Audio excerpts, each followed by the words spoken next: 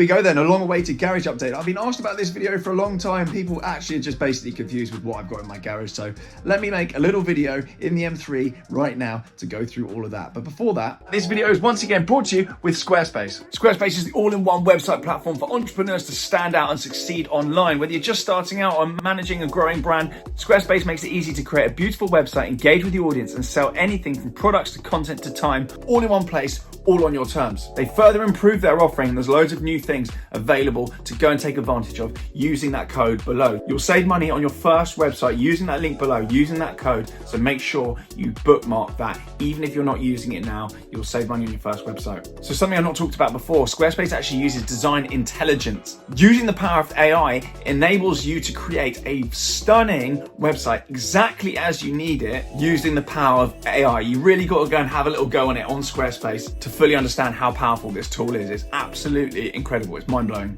For those running their website as a commercial entity as well, you've got Squarespace Payments. Squarespace Payments is the easy way to manage your payments in one place. Onboarding is fast and simple. Just get started in a few clicks and start receiving payments right away. Plus, give your customers more ways to pay with their popular payment methods as well. These include Klarna and others. So you can actually take client bookings now as well with Acuity scheduling. That's a new feature that I wanted to talk about and I haven't actually mentioned before. You can do invoicing through your site. There's SEO tools, and you can also sell content. This is a massive one. Loads of people selling courses, webinars, all of that stuff. You can sell that through your site with ease on Squarespace. So as always then, keep me posted with what you're creating. I see lots of websites, lots of projects from you guys and girls, and it makes me super proud, and I'm super nosy as well. So please do keep me posted what you create. Make sure you save that link. If you're not ready now, save the link and you'll be able to benefit from the discount whenever you want. Let's then jump into the intro. Hello, welcome back to TGTV, and more specifically, welcome back to the fact that I've actually got a YouTube channel. Who knew that? We're making videos again, ladies and gents. We are out today in my E93. I haven't been in this car for absolutely months and months and months. It was full of spiders. I've just had to go and get it cleaned because even I was embarrassed at the state of it. I've showed my cars to you guys and girls in varying states of decay, but this was even a pale too far for me, so I was shamed into going and getting it cleaned. But my E93 is here. I say I got it cleaned. I mean, not really sure we can call that cleaned, but it is better. It literally looks like a brand new car compared to how it used to. Anywho, it's back on the channel, ladies and gents. I've just filmed a little video with this explaining to my followers on Instagram. I've had a recent, a small deluge of new followers on Instagram. So I just filmed a video with this car explaining exactly why this is in my collection, why I've still got it, what it means to me, and why it means that to me. So that is probably out on my Instagram by now. Anyway, this car is back. I think it's probably due a service fairly soon or something, or an MOT. These things usually are. I did. Last time I take it out though, I didn't click the handbrake into the final click. So we've, yeah, we had a coming together with the gates and this carbon splitter, which I think that might be R44. I don't know where that came from, but I need another one anyway. So yes, quite good actually, having these carbon splitters, because they're relatively inexpensive. They're a few £100, and actually you're better off whacking one of those than the bumper. So bit of consumer advice there. Anyway, E93's here, my tripod is there. I do like this thing. I do like this thing a lot, and as I've explained, those that watch this channel are probably more aware of why I've still got this car and the fact that I'm going to keep it than anyone else. You'll all seen the video with it quite some time ago now where I wasn't actually able to hold it together. I did try, but we had a little cry on camera. That's probably the first and last time I'm ever going to do that on this YouTube channel.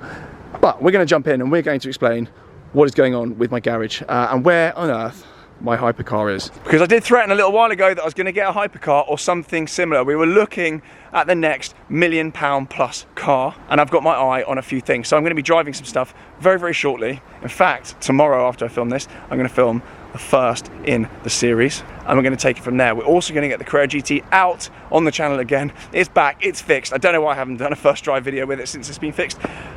Who knows at this point? However, we're going to do that. So let's jump in and we're going to talk through the garage and we're going to give it some beans as well.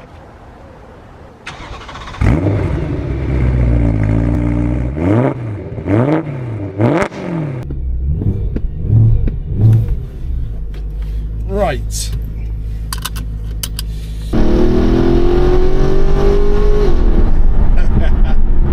Right, let's get into it then before I have some sort of smash. Garage. E93, obviously it's here, it's a keeper, it's staying, it's going nowhere. And fun fact of the day, it's actually the only car in my collection I think that I own outright. I've paid the finance off on this thing. Yeah, I financed it and it was like 24 grand. says it all. But I've actually paid the finance off, which is chaos. I never usually do that. It never ends up happening. Maybe one day. I think maybe my 912 as well, which brings me on to the 912. Where is my 912? I took it to Rint for paint 2.5 years ago, January 2023. And they've been very busy bees. I've been a very busy bee. And the car is, as far as I know, nobody's 100% sure there. As far as I know, it's painted and they need to put it back together. They have had to move premises, or some of their premises. I think the landlady that owned the land that they were on passed away. One of the sites they're on, I'm not going to say which one it was, because they're across different places. And they've had to move, so they're in a state of flux. So we're giving Rint a bit of time to kind of sort that out. But that is coming back. The 912 is coming back. So I don't know when, but it is coming back, and it is painted, and it's going to look amazing because obviously the interior has been redone, the engine's been rebuilt, it's got new clutch, new brakes, yada yada yada yada. That thing's going to look unbelievable when it comes back, so I'm really excited about that. I've actually got nowhere to put it at the moment as well because my garaging hasn't been done. I face delays on that as well. Every single week it seems to get pushed back, so that's good, but also it's worked out well because I've got nowhere to put the 912. Anyway, SLS, I've still got the SLS. SLS is still great. SLS is still staying. SLS is still going to be $250,000, 300 grand car, no problem whatsoever. I do love it, but also the values side of it as well. I love that also.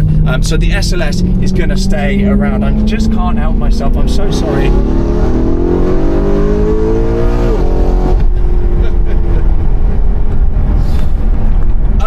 We've got the 997 GT3 RS. I am taking that for a service tomorrow at Auto Farm. It's over in the Cotswolds, so Auto Farm are nearby in Bicester.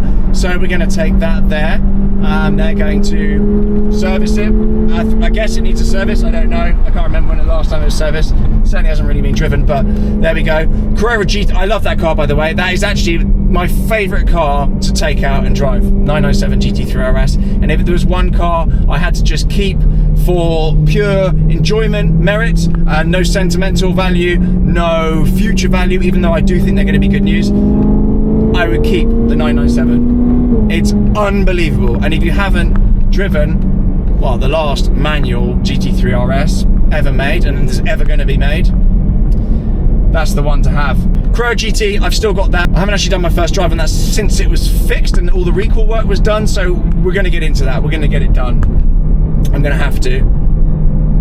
That's going nowhere. They're going to be 3 million quid. Again, I love it, but also I love the fact that I still stand to make another 1.6 million pounds on it for doing nothing other than just servicing it once a year and frankly enjoying it, which is all a little bit silly actually. We've got my F430 manual. That is sticking around as well. I love that car. It's just come back from Macari. I got it serviced there. There's a few things that need doing on it. We've got the steering rack's got a bit of a leak on it. That's 12.5 grand for a new one, so that's going to get reconditioned over the winter. I want challenge wheels for it. I want the hi-fi redone. I want the sticky buttons sorted. The arms on the suspension, they need redoing because all the 430s and 360s, they all basically just go to hell after a while. So we're getting hill engineering bits put in there. We're going to get some spacers put on as well because it just looks slightly nicer. It's all going to go in at the same time because the whole car is going to have to come apart. It's going to go in over the winter. So I love my 430, and the biggest regret about that car is I didn't buy one sooner. This is a shout though. If anyone's got challenge wheels, genuine challenge wheels lying around, or 360/430 bucket seats around as well, any colour, I don't care, I can get them retrimmed, please do let me know because I would quite like both of those for my 430. As I say, that's in the keep net, that car. We've got my Defender, which is my daily driver. I have just ordered another daily driver or two for myself and Ianthe, some electric cars, because we've got a nice C-Tech charger on the drive that does 2 cars at the same time. And currently don't have an electric car, so need to get Ianthe a car. She's chewing my head off about that, my new wife. So potentially something from Mercedes. I'm buying it, they're not giving me one, sadly.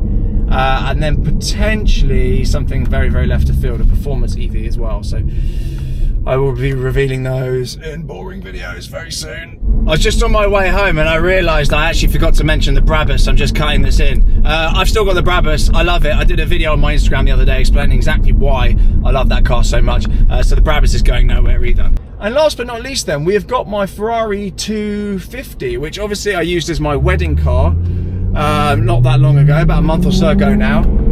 I love that thing. I really, really, really love it. I think future value wise they're going to be great, and I adore it. I bought it because I loved it, and I do think it's just a great store of value, but I also am very pleased I did it. It's not the sort of car you just take out just for a poodle, just for a little kind of wing around. I'm still quite conscious that it is a 70-year-old car. I'm not 100% about taking Anthony and the dogs in it on big fast flowing roads that don't have a hard shoulder, for example. But I do love that car, so that's staying. And that's obviously in the garage right now with my SLS. Hypercar talk then. Look, I am in the market for the next £1 million car. Do I want to spend over £1 million? Ideally not. Can I spend over £1 million with finance? Maybe. Maybe. Probably not really. I probably shouldn't, but I could potentially get there. Do I want to? No. I want to buy a car that's going to be £1 million plus, but isn't £1 million plus now. So we have things on the short list. So we have a 2005, 2006 Ford GT. I don't know if they're going to be £1 million actually. That's a very bad example, but I do think they're going to be good news, and I do really want one. We've got Jaguar XJ220, which I've mentioned before, and I do think they're a surefire bet to be over £1 million. Yeah, they're terrible, but I do think they're going to go north of £1 million. I think they're going to be a great place to put money, particularly as Jaguar has desecrated their brand into basically non-recognition. Lexus LFA, which I've already driven on this channel at Octane. Octane have just got another one in, and it's 824,000, I believe. What are you doing? I think you're ill.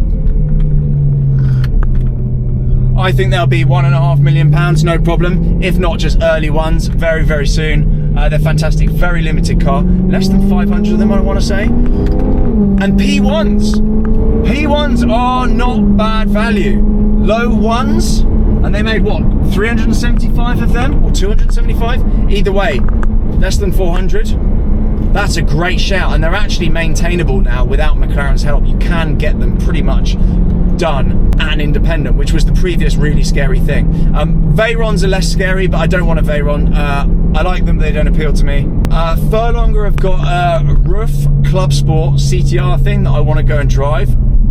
So I am circling spending more money than I should on something. We've got a, I would say, late 300s to probably about 800 grand budget realistically, and I still don't really know what I should go for. Huayra's out of the, I know I said I wanted a Huayra, that's just completely out of the mix. I bought a house instead. I kind of prefer my life to cars at the moment. So yeah, fingers on buzzers really.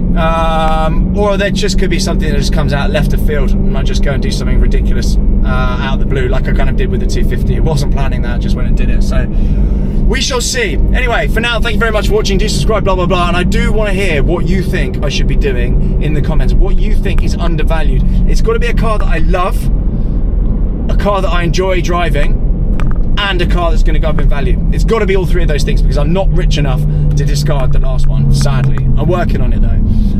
For now then, thank you very much, blah, blah, blah, and I will see you all very soon. Bye!